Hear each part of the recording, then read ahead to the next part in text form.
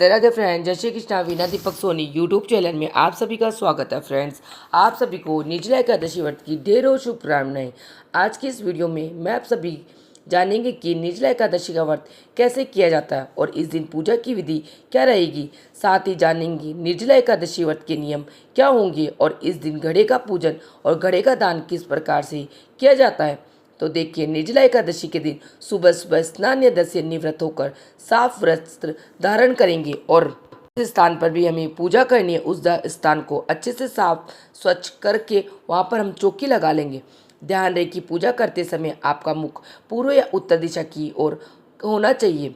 और अब हम चौकी के ऊपर पीले रंग का वस्त्र बिछा लेंगे, क्योंकि पीला रंग भगवान श्री हरि विष्णु को अत्यंत ही प्रिय है। इसके बाद थोड़े से फूलों का आसन देकर आप भगवान श्री हरि विष्णु के फोटो या मूर्ति जो भी स्वरूप आपके पास में हो उन्हें विराजमान करें। और अगर लड्डू गोपाल जी सेवा आपके पास है तो आप लड्डू गोपाल जी को भी यहाँ पर विराजमान कर सकते हैं, क्योंकि लड्डू गोपाल जी भगवान श्री हरि विष्णु का ही स्वरूप है।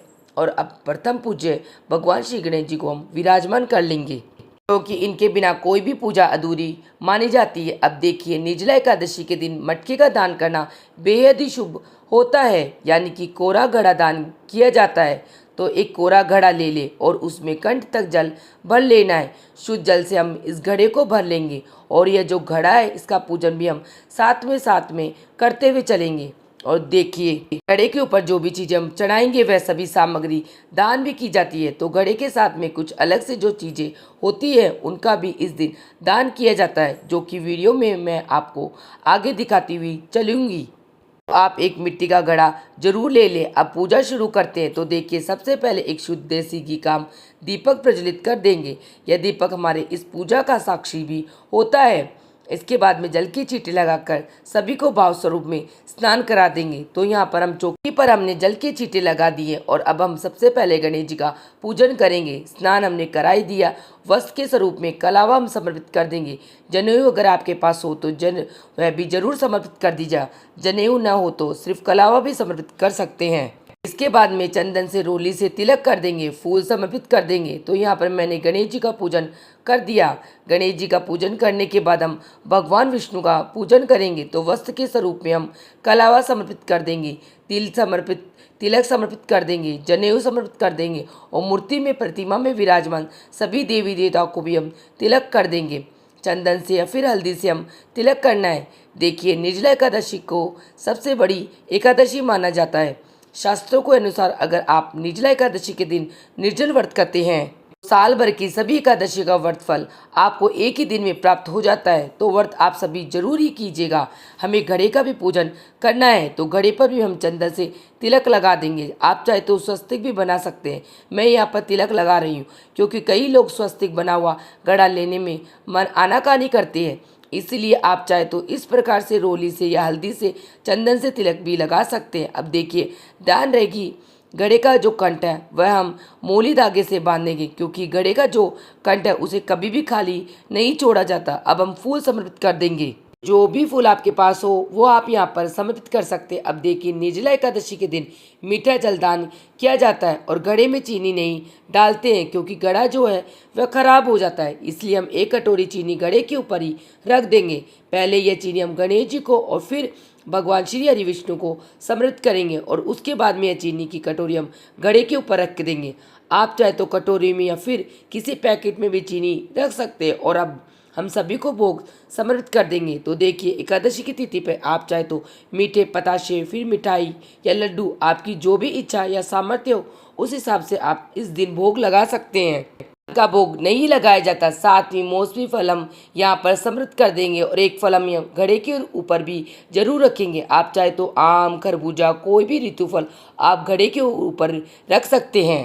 के साथ ही गर्मियों का मौसम समय है, तो हाथ का जो बांस का बना हुआ पंखा होता है इसका दान करना इस दिन बेहद ही शुभ माना जाता है। तो हो सके तो एक पंखा आप इस दिन जरूर दान कीजिएगा।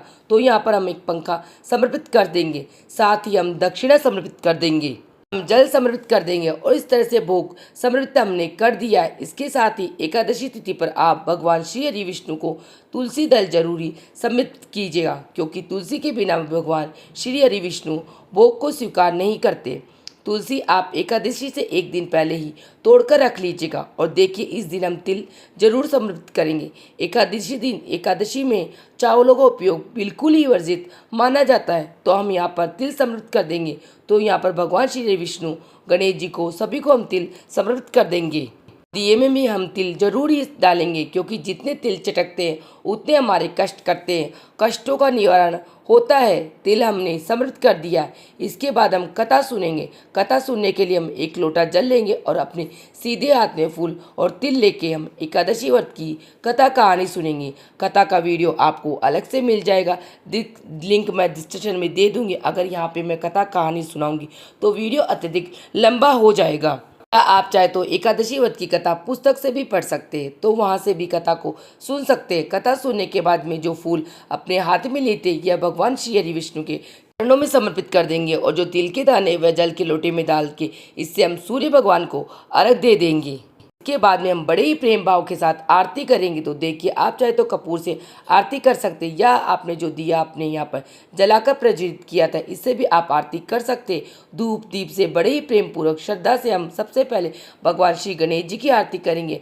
इसके बाद में भगवान श्री हरि विष्णु की हम आरती कर लेंगे। आरती करने के बाद अपने दोनों हाथों को जोड़कर पूजा में रही कमियों के लिए क्षमा याचना करेंगे और अपनी मनोकामना पूर्ति के लिए भगवान श्री हरि विष्णु से प्रार्थना करेंगे। इस तरह से निर्जला एकादशी की पूजा की जाती है। पूजा संपन्न होने के बाद में अपने सीधे हाथ में थोड़ा जल लेंगे, चौकी के ऊपर से इस प्रकार हम वार देंगे। इस प्रकार से हमारी पूजा पूर्ण हो जाती है। पूजा करने के बाद में जो जल का लोटा हमने रखा था इससे हम सूर्य देवता को अर्घ दे देंगे और जो दक्षिणा हमने समर्पित की थी है, दक्षिणा हम घड़े के साथ ही घड़े के ऊपर में जो भी सामान हमने चढ़ाया था, साथ में जो बांस का पक्का है, ये सभी सामग्री आप चाहे तो किसी योग्य ब्राह्मण को, पंडित को, फिर आप चाहे तो किसी मंदिर में, फिर कोई अगर भिखारी है, कोई गरीब व्यक्ति, तो उसे भी आप ये वस्तुएं दान कर सकते हैं। बाकी चौकी पर यहीं लगी रहेगी। शाम के समय इस चौकी पर हम फिर से दीपक प्रज्वलित करना है, प्रदोष काल की पूजा करनी है, आरती करनी है और चौकी पर जो भोग प्रसाद हमने चढ़ाए घर में सभी सदस्यों को आप बांट देंगे।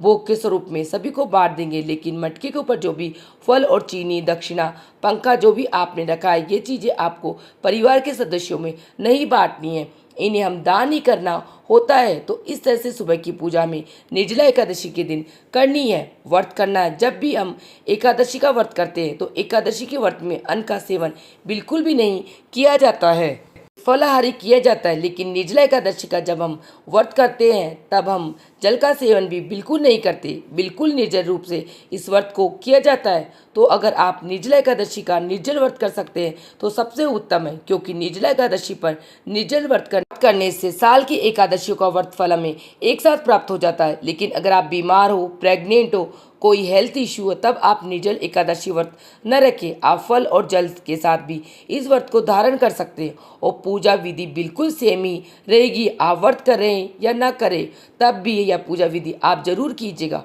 और इस दिन घड़े का दान जरूर कीजिएगा। निर्जला एकादशी से जुड़ी हुई संपूर्ण सामग्री जो भी वीडियो में प्रयोग की गई है मैंने टैग कर दिया। आप चाहे तो 2 दिन के अंदर अपने घर पे भी मंगवा सकते हैं। साथ ही निर्जला एकादशी के दिन प्यास न सताए, इसके लिए क्या उपाय किया जाता है और निर्जला एकादशी के दिन सुबह से लेकर रात तक के क्या क्या नियम होते हैं, संपूर्ण जानकारी मैंने अपने चैनल पे डाल दी है। तो चैनल पर विजिट करके उस वीडियो को जरूर देख लीजिएगा। लाखों लोगों ने तो वीडियो देख भी ली है, अगर आपने नहीं देखी है तो ज़रूर देख लीजिएगा। और अगर मेरी ये जानकारी पूजा विधि आप सभी को पसंद आई तो वीडियो को लाइक करके चैनल को सब्सक्राइब करके पास वाले बेल आइकन को ज़रूर प्रेस करिएगा। साथ ही कमेंट सेक्शन में मुझे बताइए कि आपको यह जानकारी कैसी लगी। आपका एक छोटा सा कमेंट मेरी इस मेहनत को सफल बनाता है। इसी मनोकामना के साथ आपसे फिर मिलेंगे किसी और वीडियो में, तब तक के लिए जय श्री कृष्णा, राधे राधे।